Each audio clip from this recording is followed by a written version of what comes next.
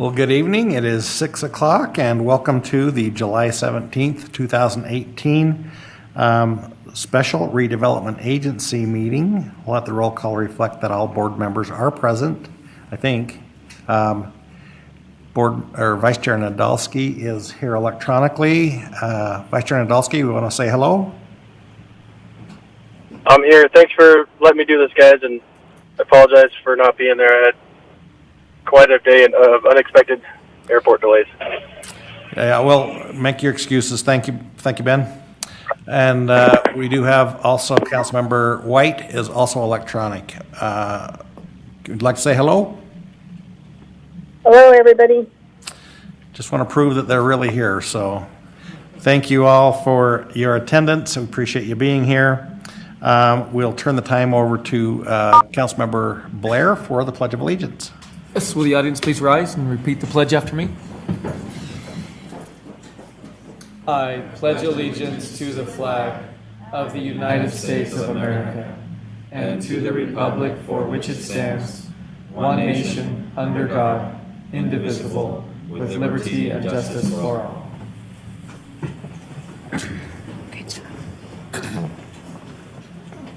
Thank you. And now would you please join us for a moment of silence?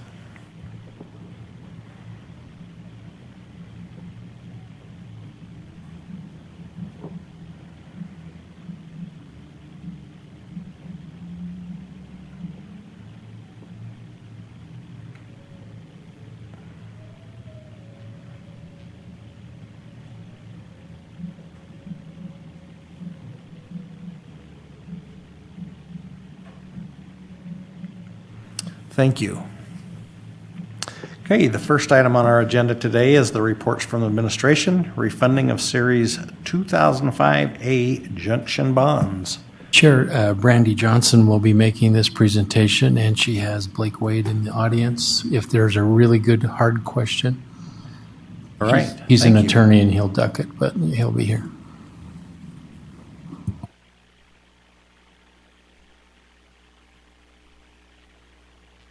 Welcome, Ms. Johnson. Thank you. Good evening, board members. On behalf of administration, I am pleased to present the proposed resolution. As Mark said, I would first like to thank Blake Wade for being here tonight to help answer any questions and all of his help with the bond documents. As discussed in the work session last week, we propose you adopt the resolution to provide for fixed rate financing for the remaining term of the Series 2005A RDA bonds. The proposed resolution authorizes the issuance and sale of tax increment bonds as follows. A par amount not to exceed $2.4 million. The term of the bonds not to be more than 10 years, and we are anticipating it to actually be around 7 years. An interest rate not to exceed 6%. Wells Fargo has given us an indicative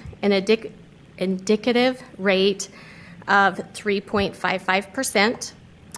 Debt service will come from the same tax increment as pledged for the Series 2005A bonds. And Wells Fargo Municipal Capital Strategies, LLC, will be the purchaser of these bonds. The timeline provided to you indicated a publication of notice of intent to issue bonds would be on July 20th. This publication would begin the 30-day contest period. The pricing committee, which will consist of board members and administration, will need to meet around August 14th or 15th to provide final approval to set the rate with an anticipated bond closing on August 21st. Any questions? Questions for Brandy? Thank you. Thank you. Last week's work session was really handy. Even though it was late. It was a little late. Yeah, it really was. Okay. Board members? Chair, I will go ahead and make a motion that we adopt proposed resolution 2018-8.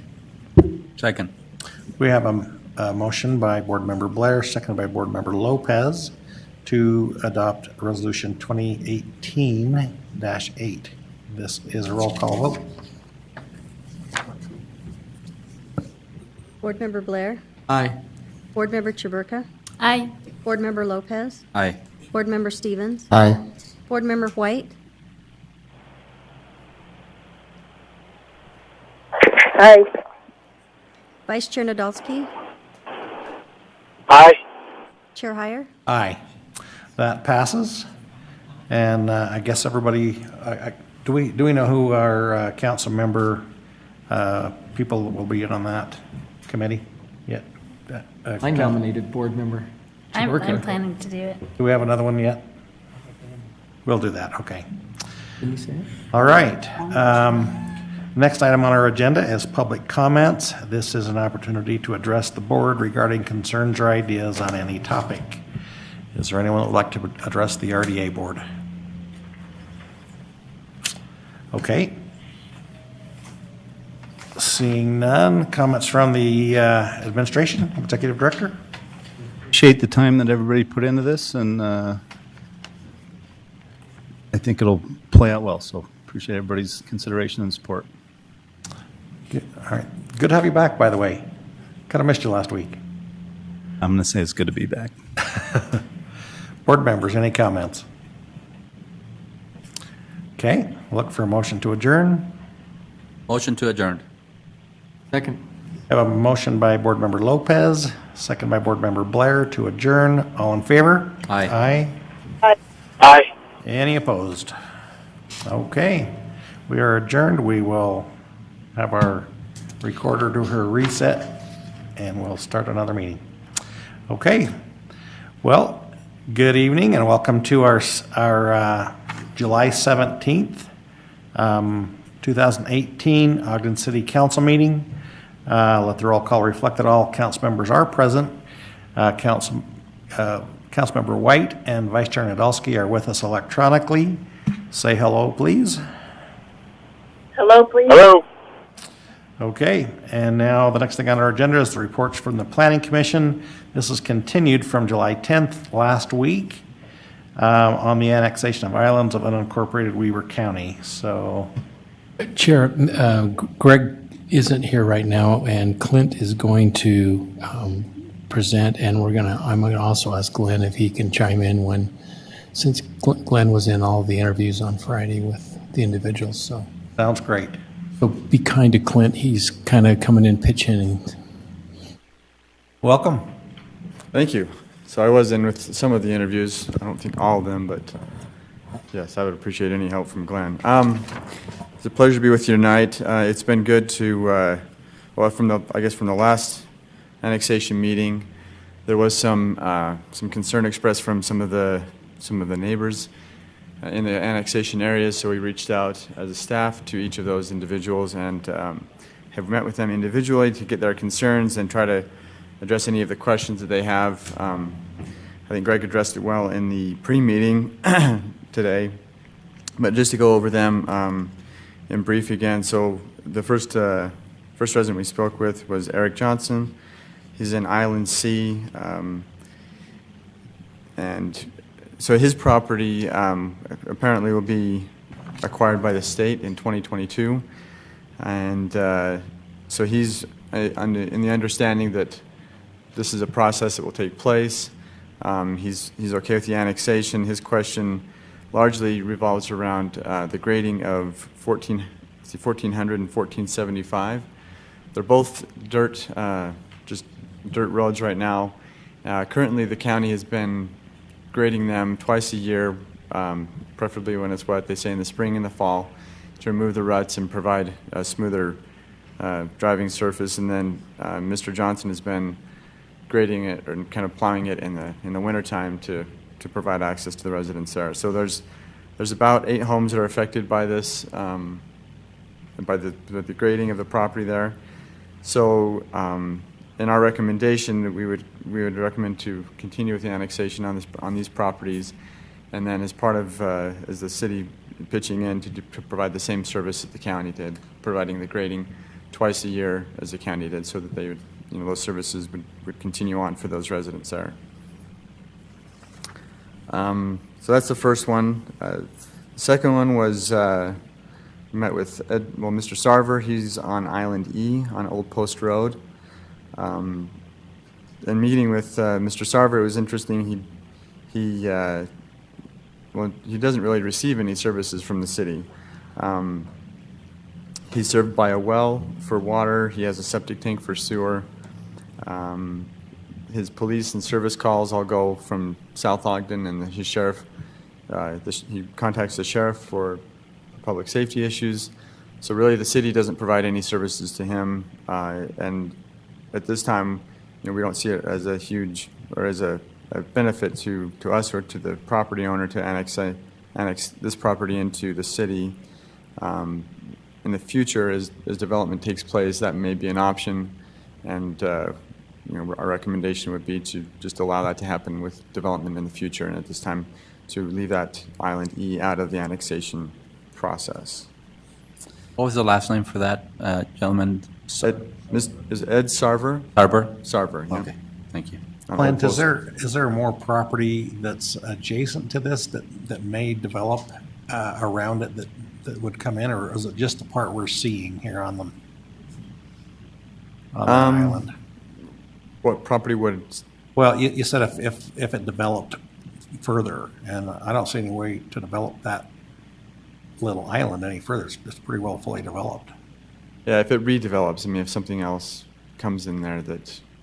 Okay, so there isn't additional property that might be considered? Right. Okay, all right. That's what I wanted. And it could be more high density if they redeveloped it, and that's kind of what we're saying is I see. if they do something like that, then it probably is worthy of consideration for annexation. From speaking with Mr. Sarver, it'd be pretty expensive to pull the utilities to his property. So with a more lucrative development, that would be more in the cards. The next property owner I spoke with was Mr. Paul Jensen. He's in Island C at 3192 Midland Drive. He runs an auto repair facility. And speaking with him, some of his concerns revolved around a piece of property that he has behind his shop right now that he would like to develop in the future. His concerns were, what are the development opportunities? How, there's been concern about the development process in Ogden, that it may not be developer-friendly necessarily. He had some code enforcement issue questions as well. His property, I think, is also on a septic tank, and he had questions about what constitutes failure in a septic tank situation. So in terms of some of those questions, so there was also he provided with the information that when Midland Drive was reconstructed, a sewer hookup was connected to his property. So if that's the case, then he will be required to hook up into the city sewer. That can be done by the city with a fee of $335, or it can be done by a private contractor, a plumber, for $92.25. So a little difference in fees there. As far as the septic tank failure, that's something that we probably need to look into and provide some better information on what exactly is a septic tank failure, how we would see that, and how we would treat that. Development of the rear property. So the property would be rezoned to the M1 zone. It has the requirements of the M1 zone have fewer landscaping requirements than he has currently in the county. And that being said, we hope that over time that the city processes have become more friendly. We try to accommodate and make the development process as easy as possible. We feel like we have a very good staff that provides good information, and we try to move things as quickly as possible, and we treat everybody as fairly as we do anybody else. So that being said, there are some fees that we required in addition to what he's paying now. So there's an Ogden business license fee of $188 plus $7 per employee. That's an annual fee. And then in terms of code enforcement, I guess so. There's some in the undeveloped portion of his property. He just need to keep that maintained below 12 inches. And then he did have some concerns in terms of how Midland Drive, when that develops, is that going to be taking any of his property? And that's something that looking into, we weren't able to define. He'd have to reach out to UDOT and determine what the final layout of that road is going to be to get that answer there. So that being said, we do recommend the approval of Island C and creating a policy or some sort of clarification for what constitutes a septic tank failure. The next property owners were Lee and Shanna, and I'm not sure exactly how to pronounce the last name. Askelman or some. Sorry. What is it? Ashelman. There we go. Thank you. So the Ashelmans, and they own a home and a shop on the property. The home is a rental. They use it for personal use now. They had questions about rental license fees and wanted to know about how it would affect their renter situation. And they had questions on how the widening of, or would Exchange Road or 21st Street be widened and how that would affect their properties. I think overall they were open to the option of being annexed into the city. So some of the answers to their questions in terms of a rental license, a rental license would be required. For a single-family home, it was $156 a year, or if they came into the Good Landlord program, then it would be $13 a year. In terms of code enforcement, again, that seemed to be an issue for a lot of people. With our code enforcement, it's largely based on complaints. So as complaints come into the city, we have to deal with those on a case-by-case process. So if they have issues that that are outstanding and a complaint is made, then the city will be required to follow up on those. They have a shop that's currently there now. Let's see, is this the one? Let's see, okay. This, I was thinking of a different one. So in terms of 21st Street and Exchange Road,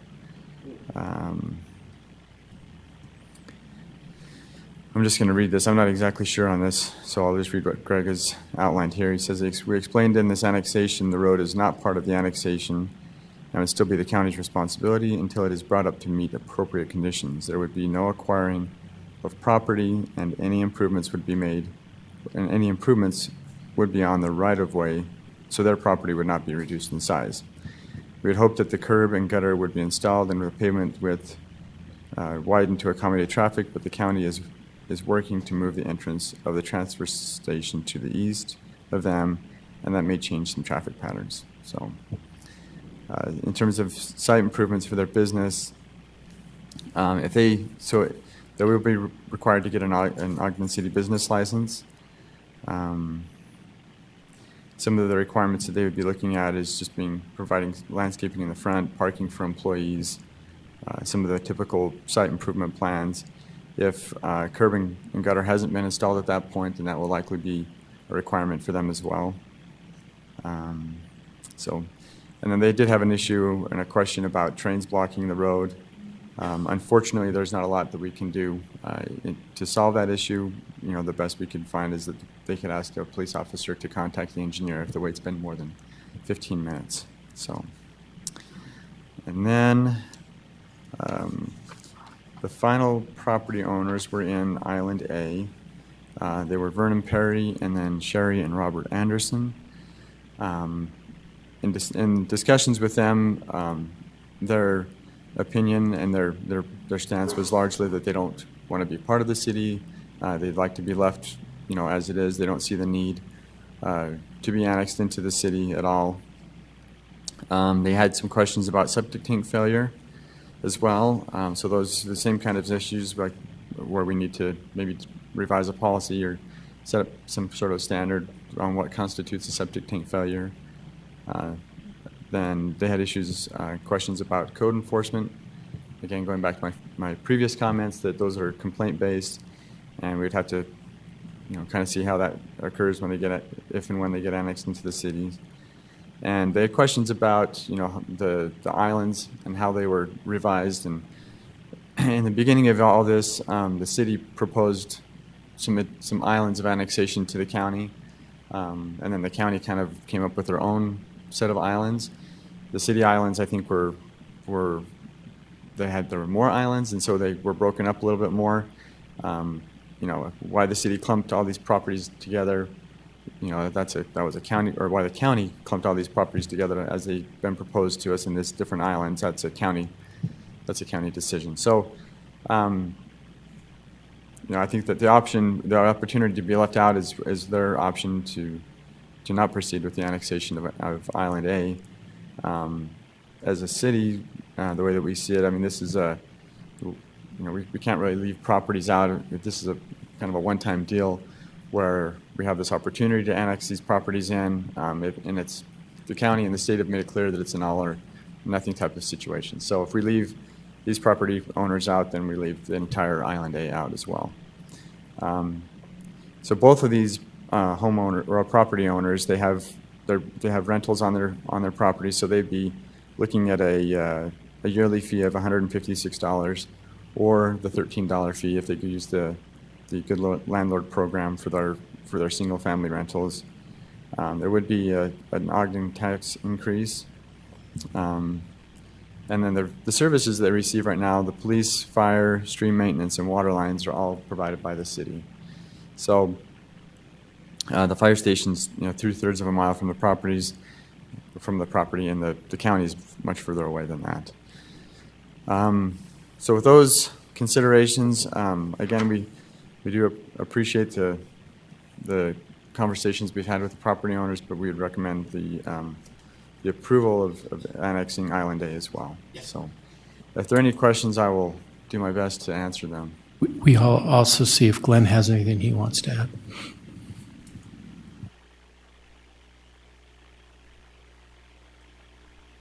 Thank you. I appreciate it. Just a couple of quick things I want to add on.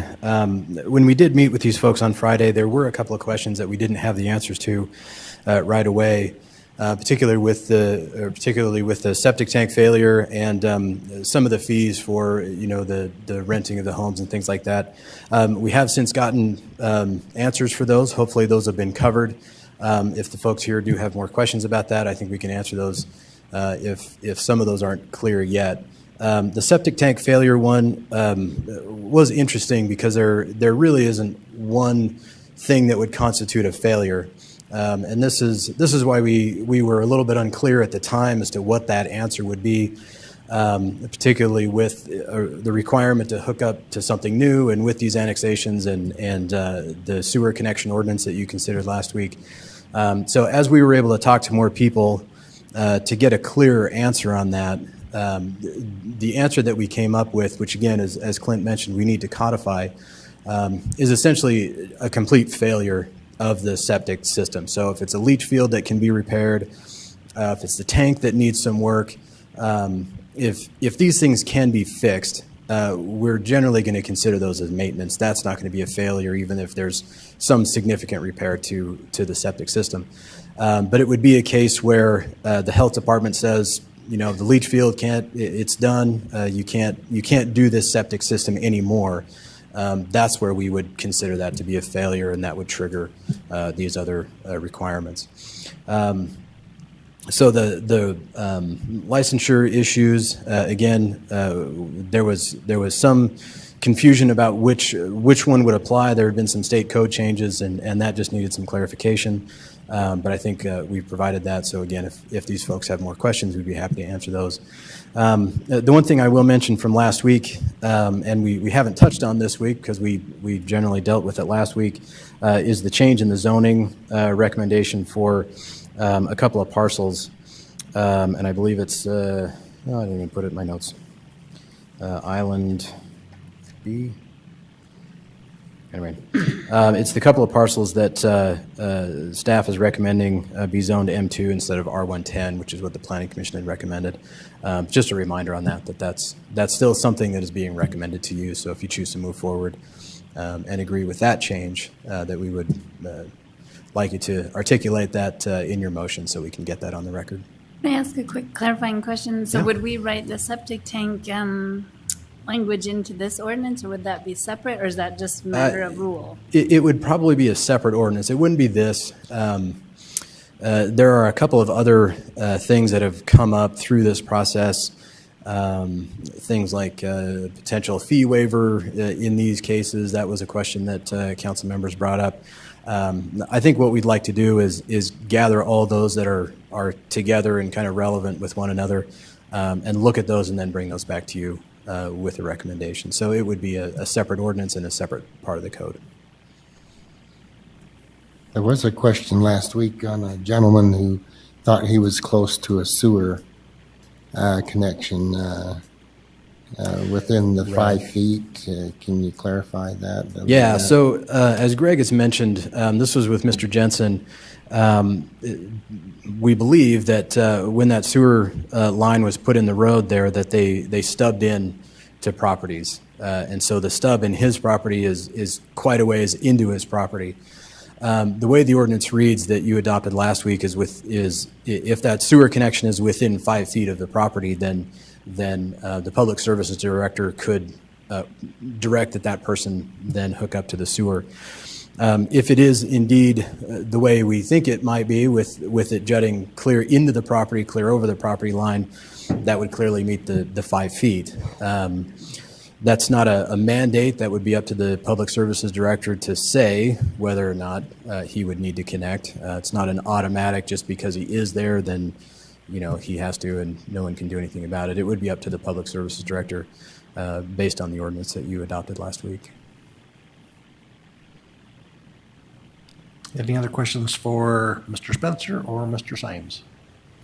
My understanding on annexing these properties, that there would be a clarity of service from Ogden to these properties, such as police and fire and some of the other utilities. Yeah, there would be, and I'm sorry, I didn't mean to cut you off there. There would be, and that's one of the reasons that we wanted to do this, is because there is some ambiguity when it comes to who is supposed to provide services for that property. Some of the properties are completely surrounded by city property, and so if it's a non-priority one call, an officer or somebody may show up to the property, look on the maps and say, you're in, as Mr. Sarver's case, you're not in Ogden City, so you're going to have to call the sheriff. And so trying to get these islands incorporated into the city and bring some clarity to these areas that are kind of Swiss cheese right now would make it a lot easier for those responders to not have to worry about this property is in Ogden and this one's in Weber County, even though they're right next to each other. With the priority one calls, if it's an emergency, whoever is closest comes and helps, and that kind of gets settled up after. But obviously, life is more important than property. So those cases, it doesn't matter as much as some of the other priority levels. And the state law states all or nothing. What it's talking about is that we would have an area of property that was annexed into the city. We would have to take all of that property. We couldn't just take parcels of that property. That's right, and it's within each of the islands, and so that's why you were given 7 islands rather than just one singular proposal with all of these properties all over. That was an attempt to try to give you some flexibility. If there was an island that didn't seem to make sense, as we looked at Island E, which is where Mr. Sarver has his property, that one didn't seem to maybe rise to the necessity of annexation at this point, and so that whole island can be cut out. But yeah, you're right. Individual properties within the islands cannot be cut out. It's a whole island or nothing. But you can, as we're recommending, you can pick and choose islands, just not properties within the islands. Anyone else? Thank you. Appreciate it. Thank you so much for your effort. We appreciate the extra time having, from the citizen input last week to review some of these things. Hopefully you've benefited from some of the discussions that you've had over the past week, but we would like to receive input from the public on this issue. So if you would like to address the council, please come forward to give us your name and limit your comments to 3 minutes, please.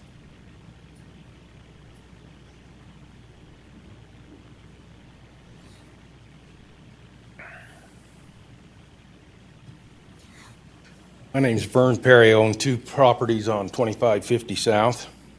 You folks got an email from me that I sent the first of the week. Last week there was an insinuation that Buena Vista was not wasn't servicing those connections on that we are, and I just told Greg that I've had no problems with Buena Vista coming out. In fact, they came out and I had a problem with a meter, and they changed the meter. So it's not a problem of who's going to take care of our water connections. The other thing, Mr. Montgomery sent us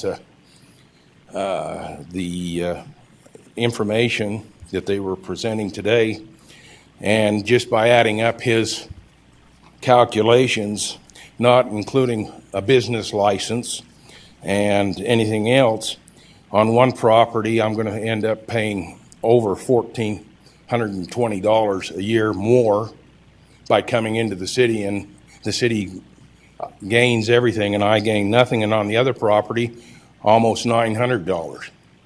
And so I think this is a very unequitable resolution. I think you need to vote it down. There needs to be something else looked at. I mean, it's 2550 is your road, and on our side, we're taking care of your storm drain through our ditch, and have been for many years.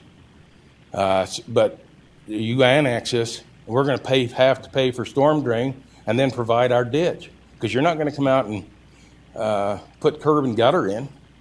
In fact, I saw while reading the resolutions and stuff that if it's required, that you could require us to put the curb and gutter in. So, I think I think somebody's trying to bully their way through this process, and I'm not agreed with it. So, thank you. Thank you.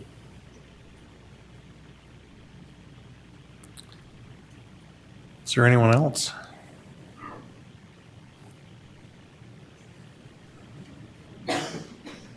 My name's Robert Anderson, and we own the properties at 1190 and 1174 West on 2550 South.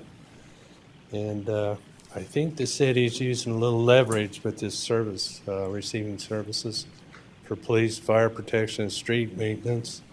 My question is, or the statement here on item 6 is, it's 2/3 of a mile from the properties to receive fire service from the city.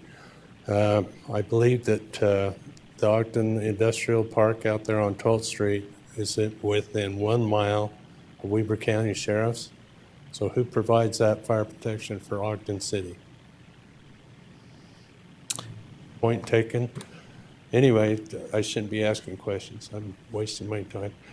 And the other thing was, the other leverage thing is, I think the water portion where the federal government give the city money for that water line, and they abandon ours to keep the cities intact, because the city developed 3/4 of the section to build that industrial park, which is a good thing for all of us. I mean, the county, the city, all of us, even folks from Davis County come down to work. So I believe that's all I have, but thank you. Thank you. Anybody else?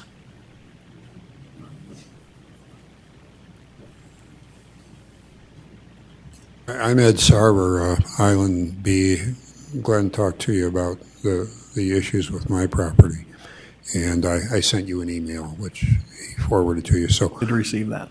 I'm sorry? We did receive that. Good. And so I think you know how I feel. I'm just here to answer any questions you might have. Does anybody have any questions for Mr. Sarver? That's not typically what we would do, but since you're 2 or 3 minutes, I guess you can use it that way. So here, when I was here before, it became clear to me that you were interested in people having input, and that you wanted to know what that was, and that's why I wrote the email. And so I'm just trying to be as available as I can. That's all. I guess I would just make sure that, did you have an opportunity to speak with the? Certainly did, Okay. yes. They were extremely helpful. All right, thank you. That's good. Anybody else?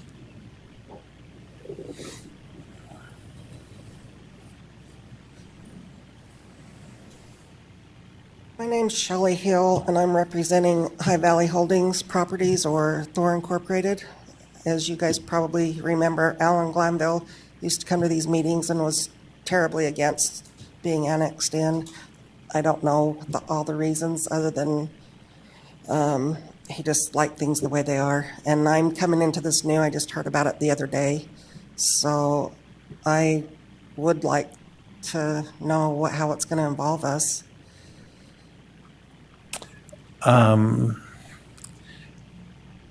We don't If really at have a all. forum for that at this point to have a back and forth. Then I'm just going to let you know I'm against it, and I would hope Okay. that you'll. Is there address? Yeah, well, what, It's 1280 West, 2550 South.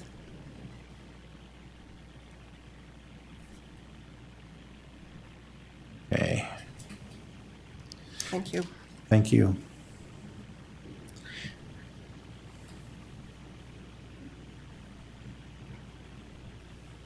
Hi, I'm Vicki King. My address is 1256 West, 2550 South, and I'm watching the clock. I stand behind my neighbors on this. We're nervous because we're not getting, commitments. We're getting words like, this will be considered, or if, or, and this is, in my case, if and considered could be the difference between having a place to live and being completely out and homeless. So I'm uncomfortable with the words if and considered in all of this because it's my life. So yes, I don't like change. And so I kind of stand with my neighbors. I've missed out on a lot of things. I don't know why. I didn't hear about the meeting in May. I barely heard about the one in July. I did get the letter for that. I didn't know you had meetings last Friday. I wasn't invited. And I think it's because I had talked to Greg and he felt that we were on the same page. I'm concerned. Thank you. Thank you, Mrs. King. Anyone else?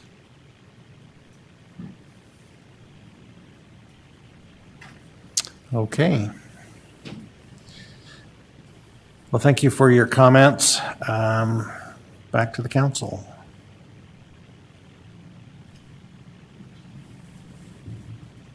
Looking for comments? Comments would be appropriate or a resolution to the proposal. Are we going to cover some of their concerns? I think I think that's, if there are concerns that we haven't covered, I think that's probably an appropriate thing. I don't know if Mr. Spencer, you want to address some of those things at all, or Mr. Symes. I saw you both taking notes, so. I think, for me, what I'm hearing, there are some things that we're considering, like the septic tank failure issue or the fee waiver, or what some of the things mean. And I think it's really challenging for us to, address those things first before we do make the decision about the annexations, right? I think the other ordinance we passed last week with the sewer issue was a little bit more clear about how we might deal with that. So I can understand why some community members might feel worried or concerned about how we might deal with those, because we haven't totally decided yet, how we're going to deal with them. But I do think that we're really interested in hearing how it impacts people. I mean, already just having this process we did helped us to identify, perhaps one that we wouldn't include for various reasons. I guess, I'm not really saying anything we haven't already said, but I just wanted to say that we're open to hearing those issues and trying to work with the community members not to make it so challenging. Do you want to address some of those things?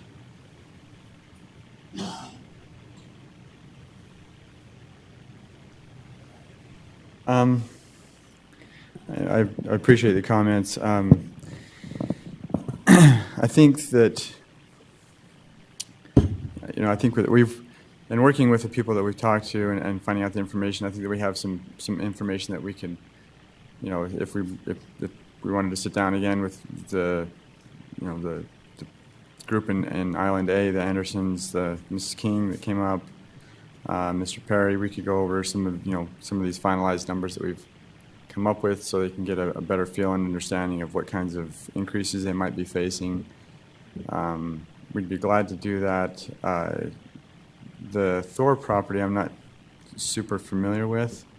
If it's am I guessing it's a business that's on the property? Okay. I see Greg coming, so he will maybe shed some more light on this. But, in terms of those kinds of things, if a business, it'd be looked at the same way.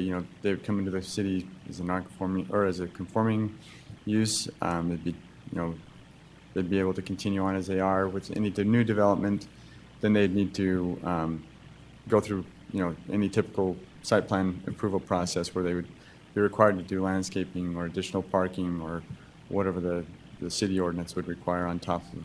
So, Clint, with Greg here, why don't you ask the question or refer him to it, and then Greg can answer him. He might be more ready. So one of the residents has questions about the Thor property, how that would be affected. Speak into the mic, though, so you're recorded. So yeah, just how the Thor properties would be affected, and what this kind of means for them. Okay. So for this property and for any property that would be part of this annexation, they would have the rights they presently possess, and those would be able to continue. Those don't run just with the owner, they run with the property. So as long as the property is being used for that, the right is allowed to continue to be used for that as we bring it into the city. So we would not say you have to make upgrades to this or that. That would only take place if they were to expand the building by 20% or more. At that point, then they'd have to come into compliance with whatever standards we may have in the city versus what the county had. What we found is that in many cases, the county standards in terms of landscaping and other things, as we looked at the present ordinances, we are less in terms of landscape setbacks than what the county is. The county has an unlimited height where we have a height limit of 50 feet. But as far as general parking and other things, the standards are the same. So if the use is permitted in the county, or even if the use is non-conforming in the county, those rights would come into the city with the same situation. Can I ask you another question? That Mrs. King came up very concerned, of course, very concerned, and we received an email from her concerning her business, small kennel, and she indicated she has spoken with you. I think she is concerned about her ability to continue. Right. To make a living. And the outdoor kennel is actually a permitted use in our zoning. It's under the county right now, if I remember right, when looking at their zoning, it's non-conforming. So hers actually would become a permitted use in our zone. So there wouldn't be any issue with her continuing to do what she does? No. Okay. Hopefully that makes you a little happier. All right, good. Got a thumb up back there. Is that an Island A? I was just trying to figure out where. That is an Island okay. A, yeah. So Island A is 2550, is part of 21st Exchange Road. No, I'm looking at the map, but I'm like, I can't figure it out. Yeah. And then also the granary on Pennsylvania. Let's see. Looking for some other. Someone talked about Monte Vista. Yeah, the Bonavista. Now, you explained that in our work session today. Perhaps if you kind of give the rerun of that same, the agreement that's 2 years overdue. Yeah. So several years ago, the Bonavista lines were facing a lot of problems, and at the same time, we needed to provide better water pressure and that to the industrial park and to other areas that were being developed. And so we had entered into agreement that the city would go in and do the water line replacement. And so all the water line, physical lines then were installed by the city, with the understanding that there'd be a time through the agreement that the services would be disconnected from Bonavista, and they would remove them from the taxing entity in that area, and it'd all become an Ogden City service. So right now, the lines, the installation was all done by the city. The water is under contract where they're buying Ogden City water at a rate we sell to Bonavista, and then Bonavista charges the residents and the businesses under that Bonavista rate right now. The item in the agreement was at a point, and there's some confusion on when was that time frame. 2 years ago, the Bonavista would then declare their intent to take out the area as far as the taxation area, but that has not happened. And so I think part of it is waiting to see what happens with the annexations. Does the city annex these several parcels, several islands, and would that move them forward? But at some point, the agreement would be executed. So then, city water rates would then apply, and it would be out of the city billing rather than Bonavista. There's no timeline on that right now. No, as I said, it was supposedly 2 years ago. So, Greg, I think one other thing to point out is that the city's really not recouping their investment of putting that infrastructure in, because what we're selling water to Bonavista for will not cover that. So eventually the city has to start recovering. I mean, we bonded for the funds to be able to put those lines in. We're going to need to recoup that money eventually. And so the changeover is going to happen one way or another, just because we can't afford to continue to subsidize really that area. And Chair Hire, if Yes, I might ma'am. make a comment. If you remember, Mr. Stratford last week indicated that he's hoping that changeover from Bonavista will happen by the end of the year. That was his goal, but whether that aligns with Bonavista's timeframe, I'm not sure. How would we find that out? It would be the discussions with Bonavista and see, are they willing to start the process? Because it is a lengthy process that they have to go through, similar to what we have to do with annexation, the noticing periods. And I think theirs is actually a little bit longer on the service district. So are they the drivers of this, or are we, or is it a combination? It's a combination. It's heavier on them than it is on us, but we both have an important part in it. Okay. Go ahead. But we would have leverage to push it if because it's our infrastructure that they're using right now. We don't have any issues with Bonavista. I think we could sit down with them and work out when that takes place, but it needs to take place probably in the near future. Councilman George. I was just going to say, I'm really concerned about the impact, the monetary impact it has on these residents. But as I'm looking at the consideration is if we annex them now, it doesn't cost them that annex process and Right. that plat fee. And those fees are quite considerable, especially if we consider that some of them have two properties. So that could be even a larger impact on them in that way too. And then they're using our infrastructure too. I still see an unresolved or an undiscussed issue of fees, impact fees, connection fees, some of those kind of things. We've not spent a lot of time talking about those things. So there are no city impact fees. And I know last week the council talked about connection fees, and if you are looking at something like that, so that is something that is out there. But we put in what the present sewer connection fees are. If it's I think if it's city crew that does, I think it was $390 for a sewer connection and $98 if a contracted plumber is doing it for the owner. The water connection fees, again, they're already connected, so I'm not sure. I didn't get any clear indication of what that may or may not be. So wouldn't it make common sense that if they're already connected that there wouldn't be a fee?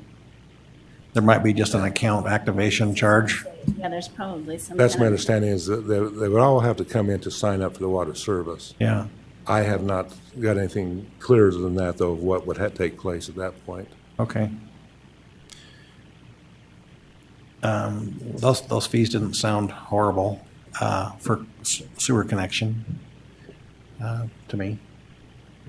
But we would be willing to come back and talk about it. If someone comes in through annexation when it's not their petition, maybe it really is justified to waive the connection fees on the sewer if they ever have to come in. And I think the administration is more than willing to say that maybe we should come back and talk about that.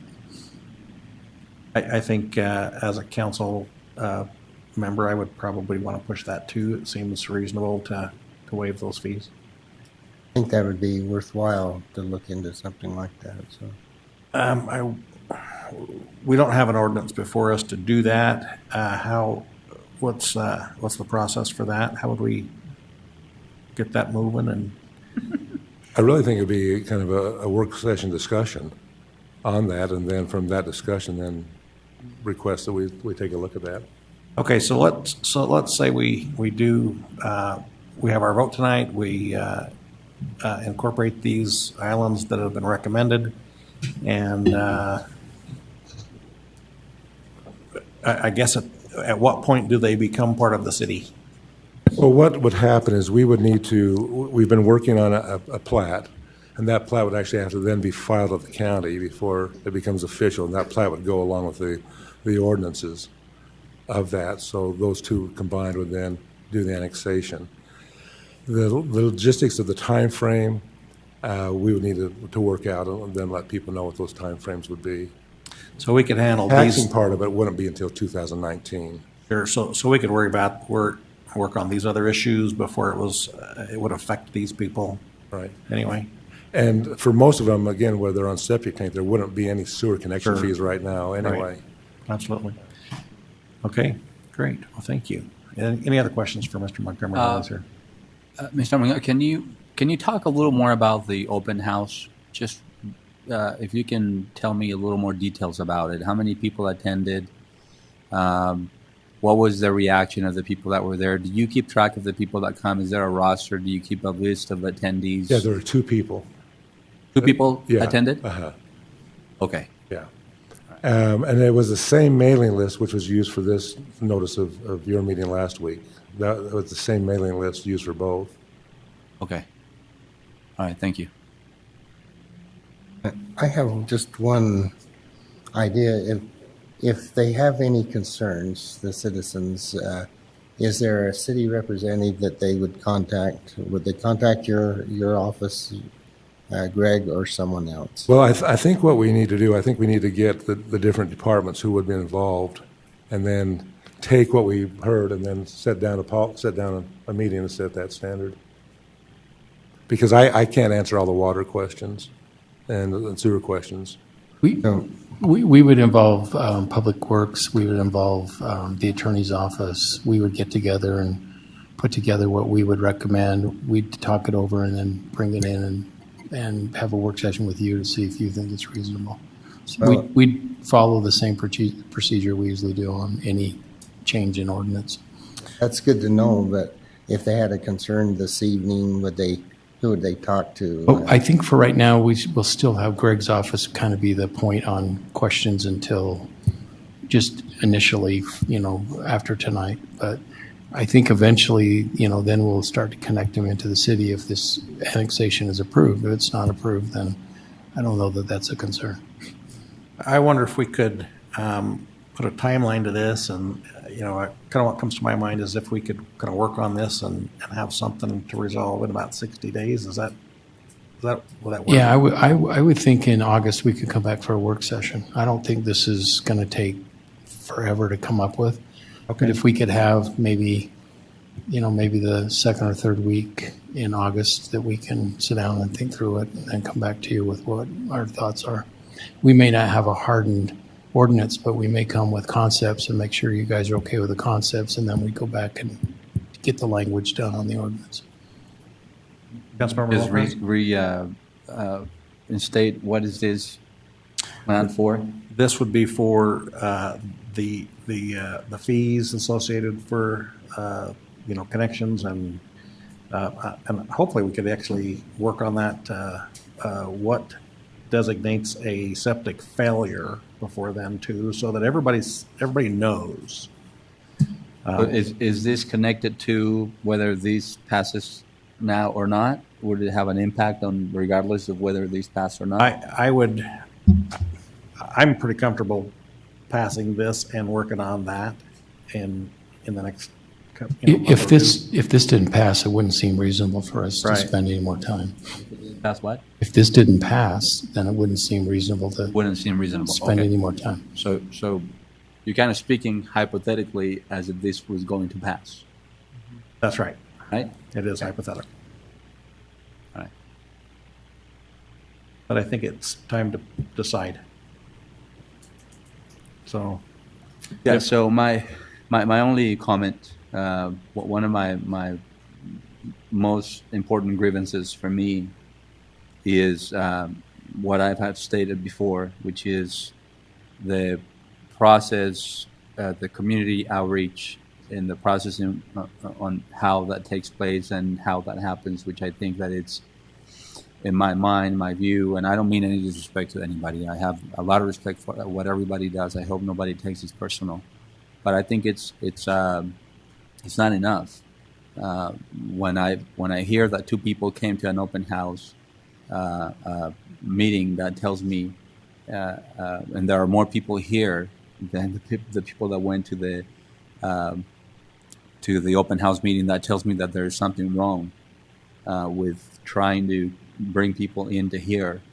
And if I don't know, if I'm relying on that open house and that process to find out how constituents feel and what their concerns are, but if the process makes it so that there's something that is not working, and I come to this point where now I'm feeling rushed and pressure to make a decision on these, then I think I don't feel comfortable with that, and it may be that it's the right thing to do.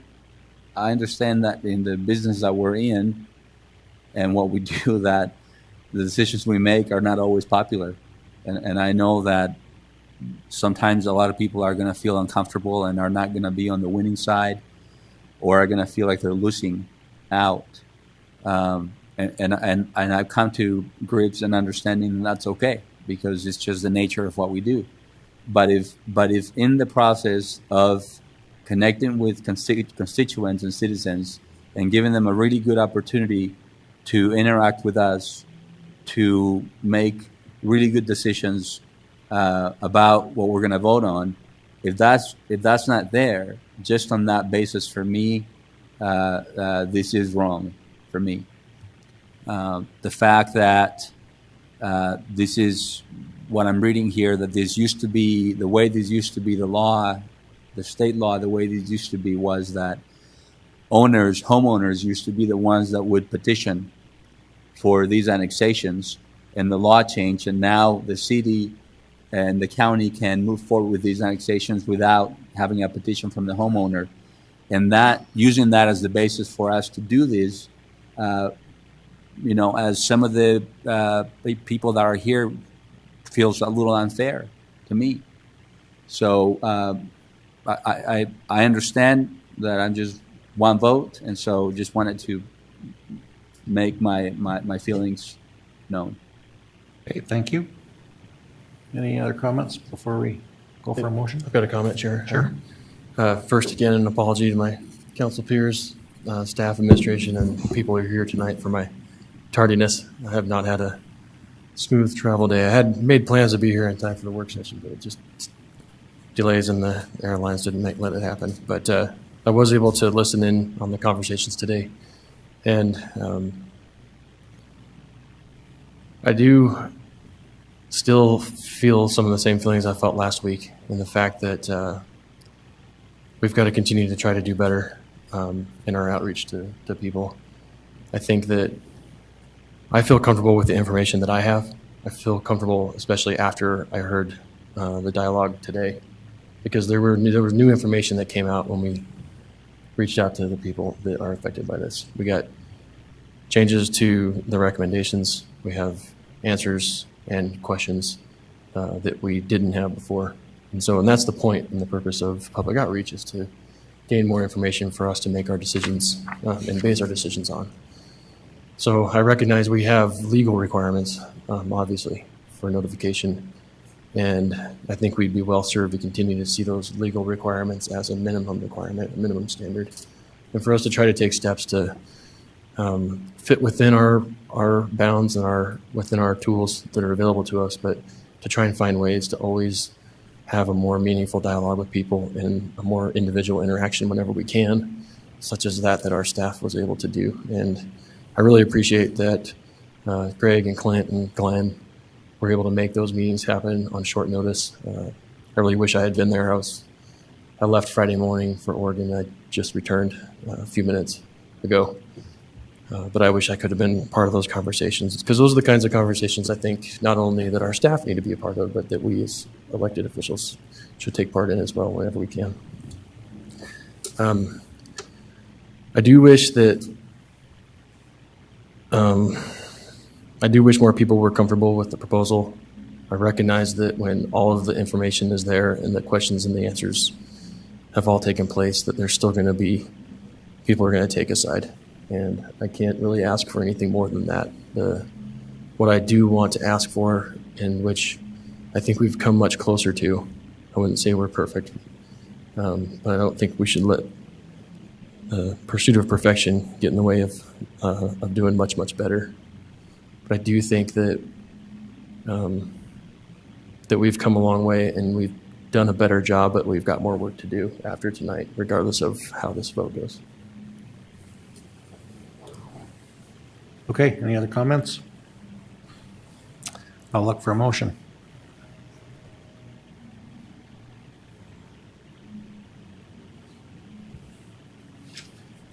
Don't all speak at once.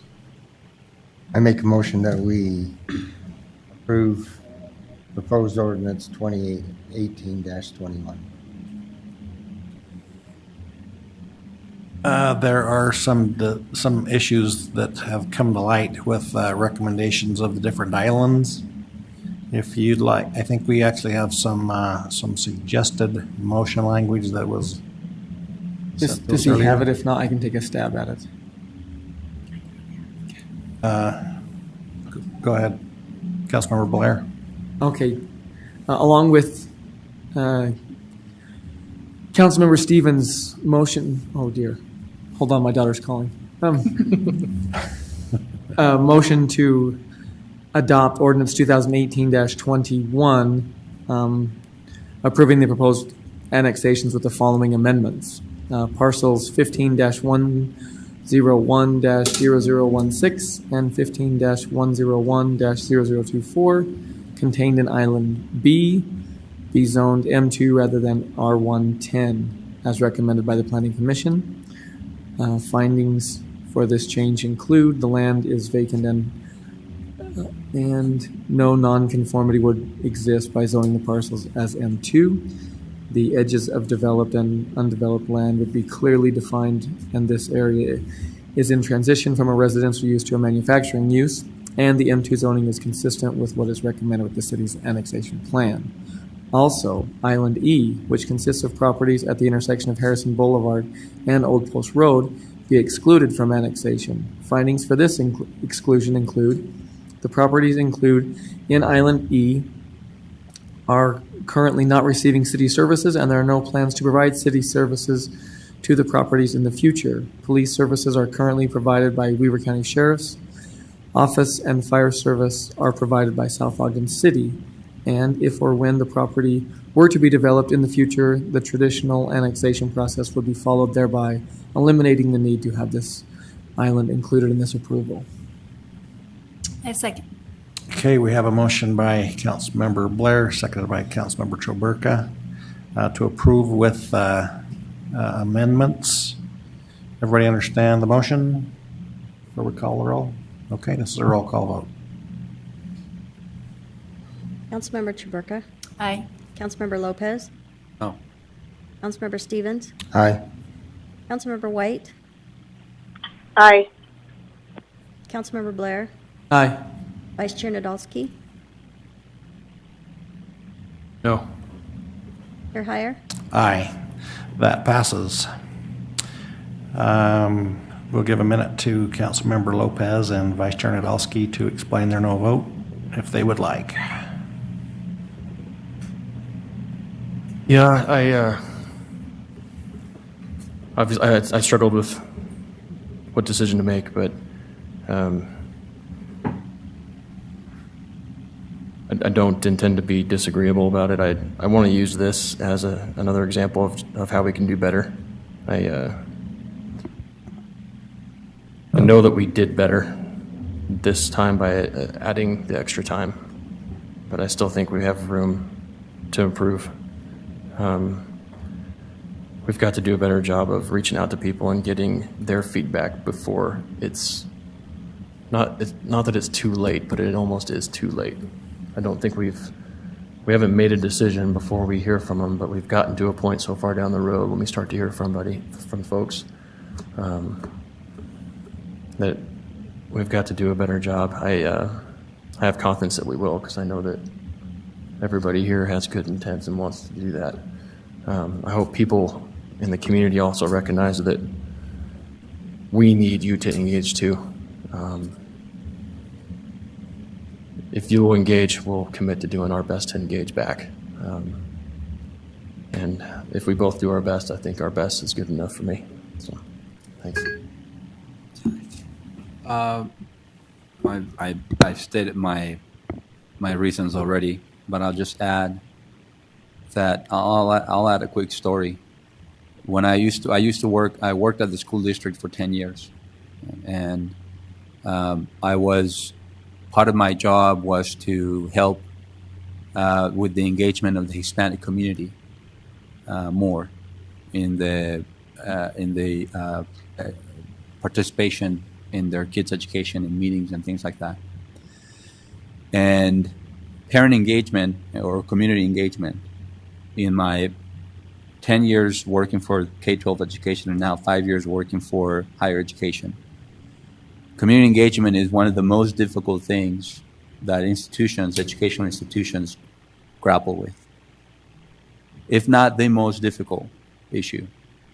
And the prevalent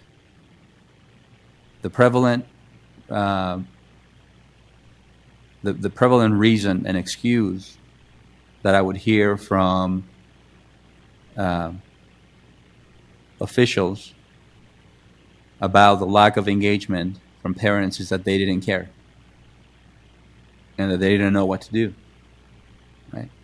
And that's not true.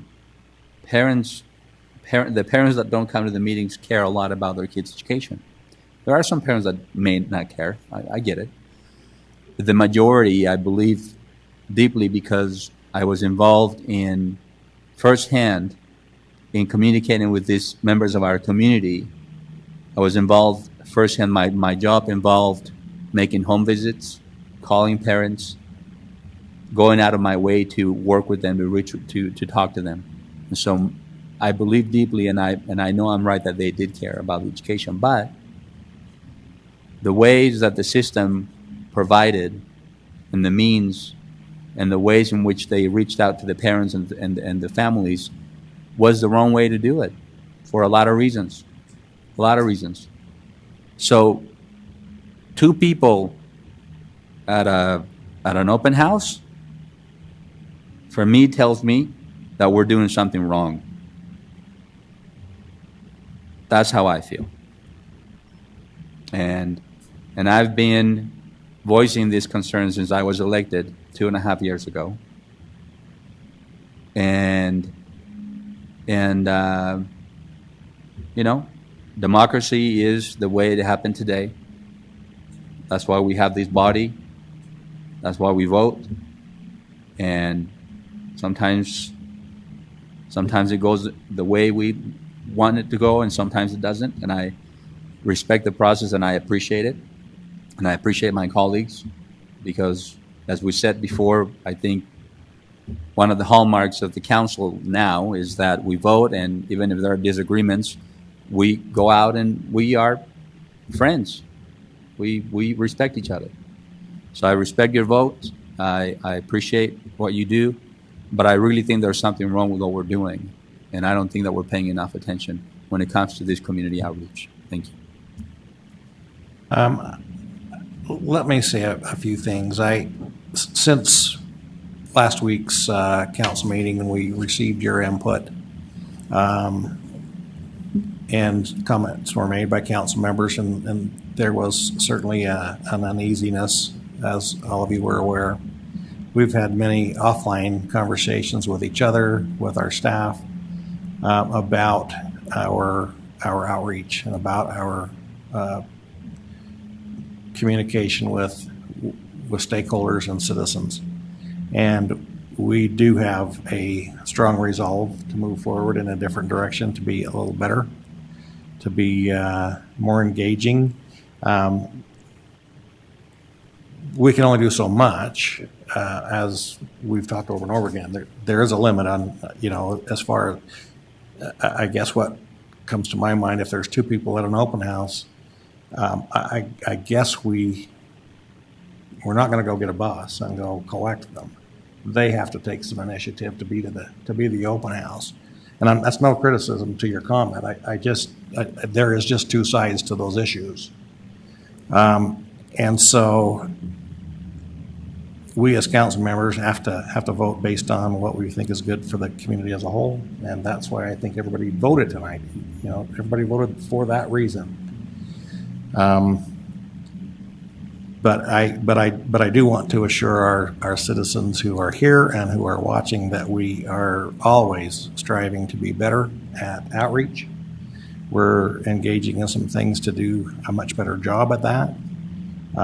We're changing some of our own rules and procedures to give more time for this kind of thing and to more flexibility in the meeting for that type of thing. Primarily because of what we saw last week. So. And I don't want to blame anybody. There has been a status quo for years and years, and it's just evidently becoming less and less effective because of, I don't know why, but we got to do things better. And so that's what our intention is. So certainly there are going to be some questions that you all have moving forward. Feel free to reach out to the planning department to get questions answered. We will also look forward to the administration, based on what was said tonight, to look for some ordinance language, or at least some concept language that we can work into an ordinance in the next short while that will hopefully give you some relief on fees and a little better understanding of what a failed septic system really is. So hopefully that will. There's no way to make everybody happy. There just is not a way to do that. So hopefully we have done our very best, and we thank you for your time and your input. The next thing on our agenda, however, is public comment, and this is an opportunity to address the council regarding your concerns or ideas on any topic. So if you would like to address the council, again, you have another 3 minutes. So we'll open that up at this point. Anybody like to address the council?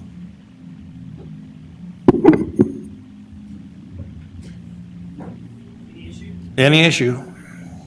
Just be respectful. Yeah, the music is, it That's could be why he's worse, here. right? Clip Halverson, 509 28th Street.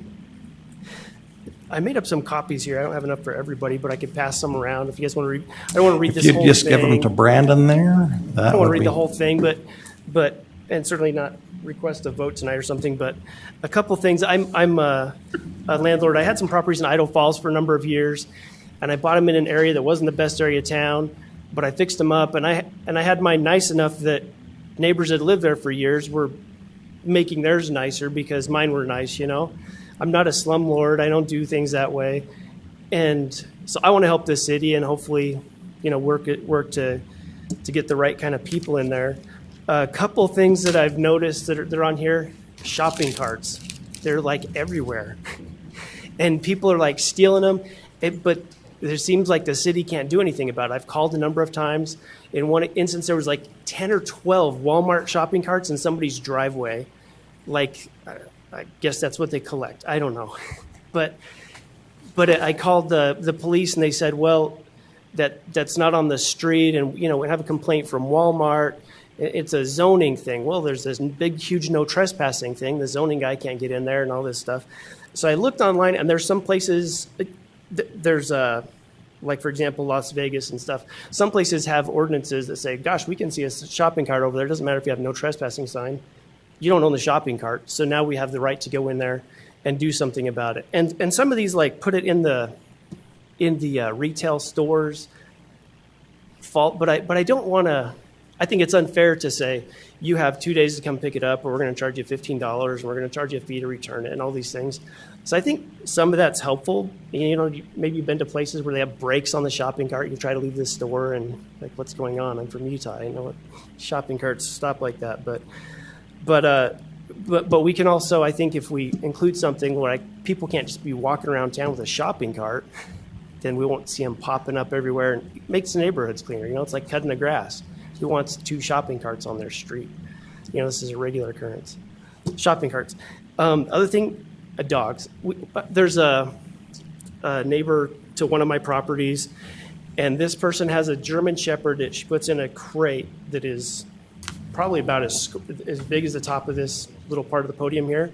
A huge German Shepherd. The thing can't even stand up. It can't turn around. And it barks like it's going to kill somebody if it gets out. One of the cops told me he almost had to shoot it one day because it got out of the door or whatever. And I wasn't there for that. But it's an ongoing thing. And I've called I want to get a good renter in this house. You know, how am I going to get a good renter if it's not a reasonable neighborhood? And so I want to get a good person in there. But I'm in this house painting, and I can hear that dog inside. And I'm on the phone with the dispatch like, do you hear that? She's like, yeah. I'm like, I'm inside the house. I can't even see the dog, and it's barking, and there's nobody out there. And apparently the noise ordinance is too vague, I was told. And I talked to animal control, and it's too vague. And first I got told if they bark for 15 minutes, and we had a recording of it for 15 minutes unprovoked, then they could do something. But somebody walking by is not provoking it. And when it's in its house, then she later said, well, we can't do anything if it's in its house anyway. We can go by and talk to them, but there's nothing we're going to do. And to me, it just doesn't seem reasonable, you know? And so I think we could change the noise. Oh, did my time run up? Yeah, so just expired, if you though. can just wrap it up. If you want to just finish up, perfect.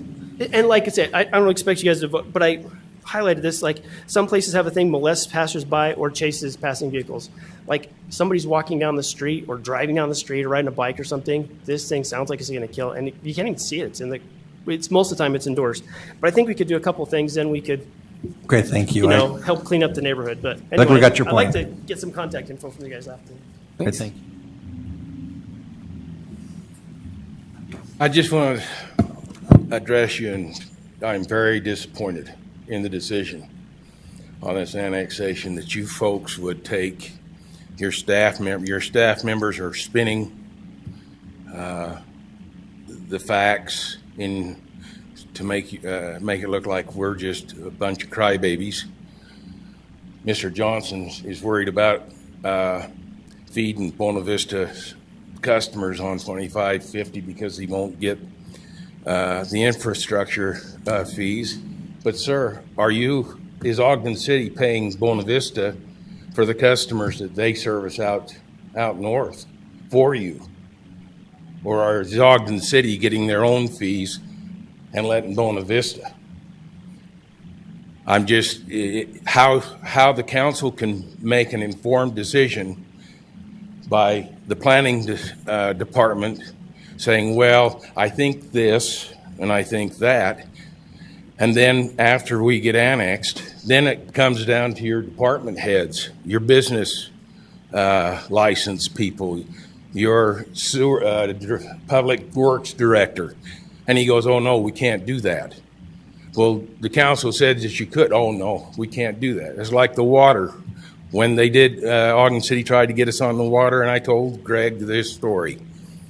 Ogden City came out after we have already opened an account once, and that cost us $10. And then when Buena Vista took us back, they made us come back, pay another $10 to close the account. And then they were also out there saying, oh, well, we have to come out and we have to change all the meters because our truck doesn't talk to Buena Vista's meters. Now, Greg is telling me, oh, no, it's I don't think Greg knows. And I'm thinking you're trying to make an informed decision, And you've got a lot of people saying, well, I think this and I think that, and it's not fact. If you want to know what the costs are to us, go to your department heads. Go to your business. Greg can't tell me what my business license fee is going to be. He says, well, your water is probably going to double. How many gallons do we get? You know, the storm drain, the same thing. If we get a cloud burst and your storm water off your road comes over and floods us out, are we going to come to you and make you liable for any damages done? No, we haven't done that, and it's done it. We just take care of it, and it goes down the ditch or goes out the back of our property.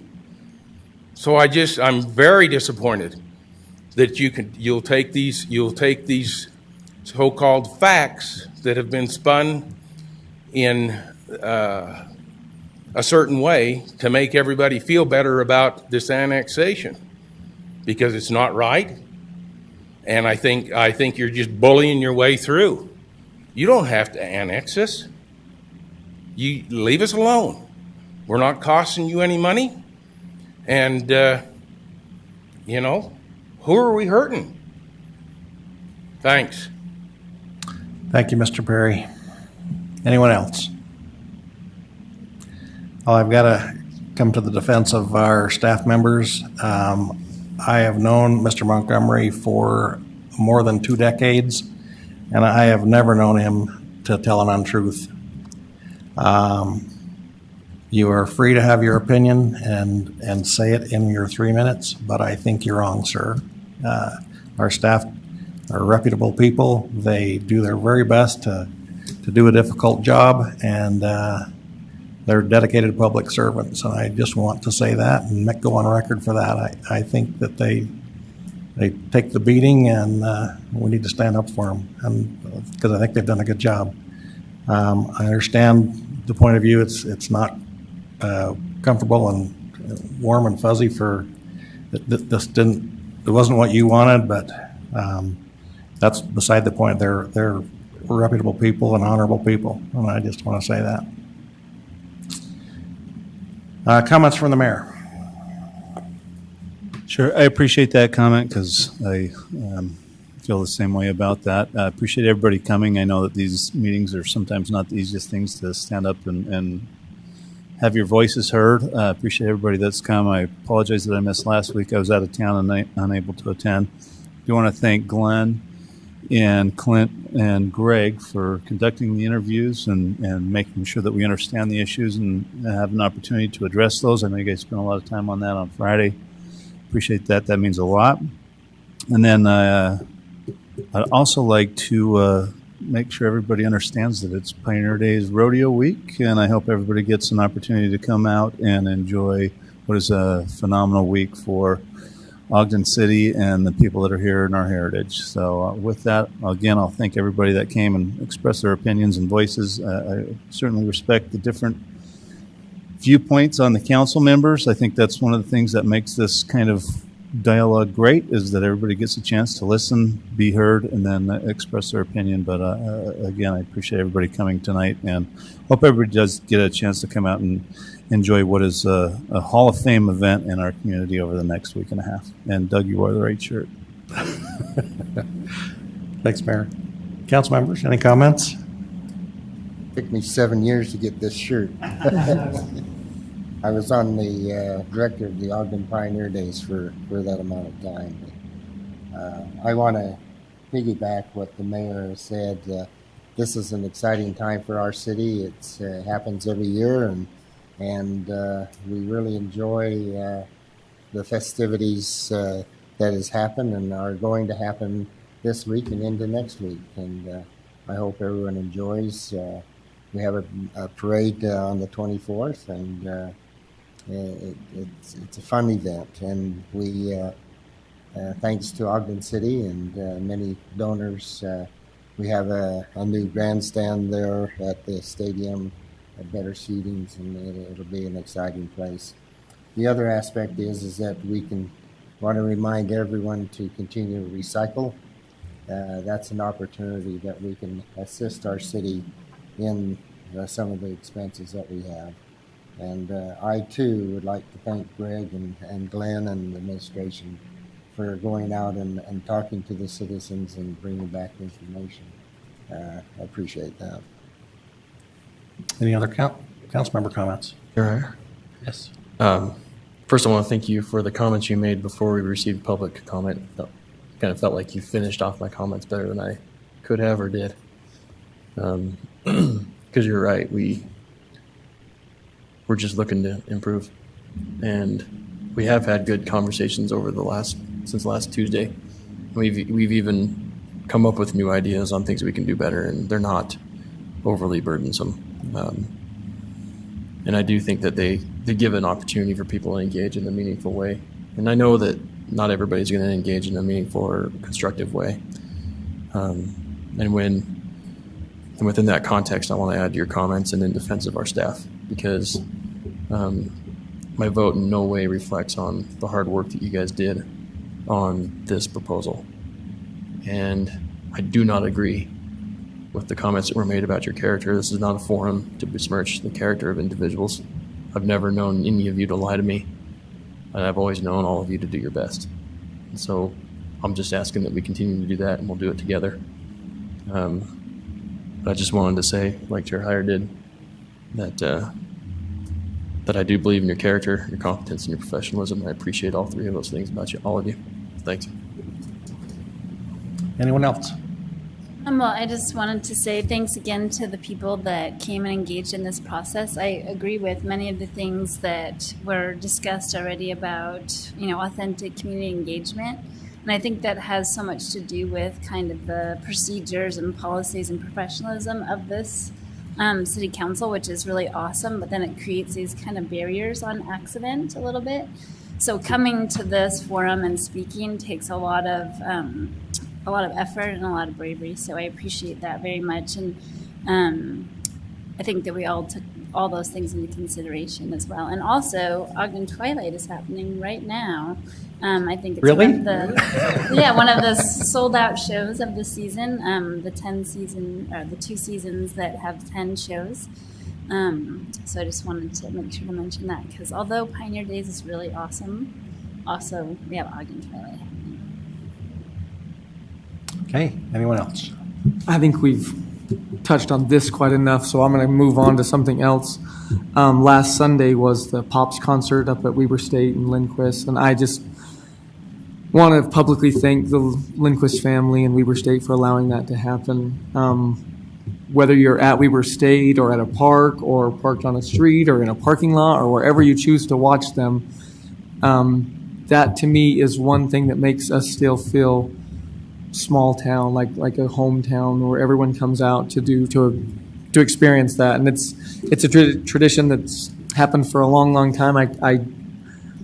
I don't remember when it started. I just feel like I've done it my whole life. So. I think it was the 40th year anniversary. Could have been, but it's a wonderful event, and it really kicks off our Pioneer Days here in the city. And I just want to thank the Lindquist family and Weber State for allowing that to continue on and for keeping that tradition going. Anybody else? Okay, I'll look for a motion to adjourn. Motion to adjourn. Second. Got a motion by Vice Chair Nadolski, seconded by Councilmember Blair to adjourn. All in favor? Aye. Aye.